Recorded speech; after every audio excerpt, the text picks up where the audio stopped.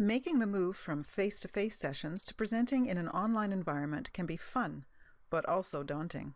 Fortunately, there are a lot of resources available to help presenters with the transition, including Contact North, Contact Node's host training resources provided on our portals. In this video, we consider a few specific situations that you may encounter within your own sessions. With the use of online technology, classroom settings can vary. You may have a session with participants in the room with you and participants online in other locations. You could have some participants logged in individually and some logged in as a group using one computer. Participants can attend from either their computers or mobile devices. During all sessions that include online participation, you should immediately establish the protocol that everyone, including yourself, always uses a microphone, even for initial greetings and social exchanges by in-room participants with you and each other.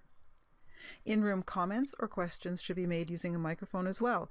Otherwise, online participants don't hear any audio, yet often realize there is a discussion that is excluding them. Throughout the session, instruct participants to first state their name whenever using their microphone.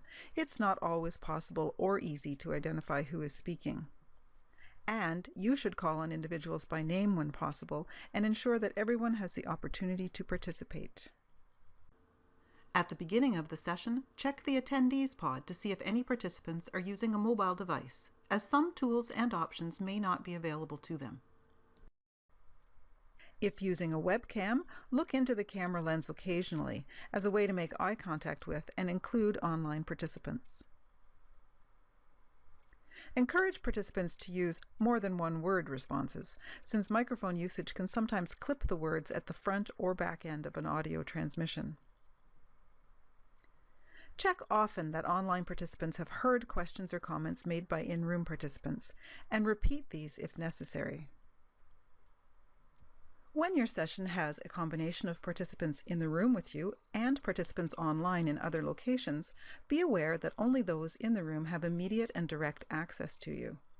The following presenter tips will ensure equal access and interaction for all participants. If space allows, consider leading your session from a room different than your in-room participants, thus giving everyone equal access. Always use the microphone when you speak, even when you are speaking to in-room participants only. If extra microphones are not available in the room, be sure to repeat any questions or comments through your microphone. Alternate taking or asking questions between in-room and online participants. For participants in the room with you who are not logged in at individual computers, consider projecting your screen so that they can see communication icons used by those online. But be sure to inform all participants that text chat messages sent to presenters can be viewed by in-class participants. When appropriate, hold regular online office hours and discussion times for all your participants. You may also have participants logged in individually and participants logged in as a group using one computer and one login ID. The online classroom conveniently shows display names of attendees in the attendees pod. However, if a group of participants log in using one login ID from a common location, only the name of that location will be displayed.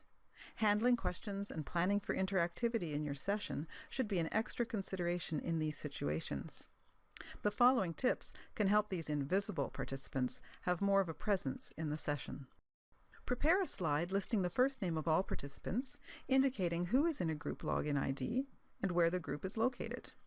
You can then show the slide when a discussion is underway. When possible, have participants in each location introduce themselves individually, taking turns using the microphone. Assign one participant in each location to be the group's representative at the microphone, relaying questions or passing the microphone around, displaying communication icons for the group, and adding text chat messages. Follow a deliberate rotation for soliciting feedback from each member of the group. If using breakout rooms, consider how you will set up the tool when a group is attending through one login ID. If using the poll tool, consider that a group login is not able to answer as individuals. With online classroom technology available on mobile devices, tablets and smartphones, as well as by computer and laptop, participants and presenters have access to varying tools and options. It is important to know the differences and plan ahead to interact with participants using the mobile option. The participant list will typically indicate those attending the session from a mobile device.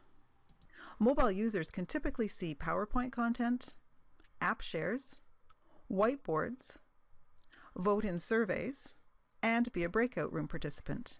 Depending on their connection, there may, however, be more of a time lag for mobile users. While providing great flexibility, the mobile option does have some limitations. Tablet users will have access to markup or draw tools, but smartphone users may not.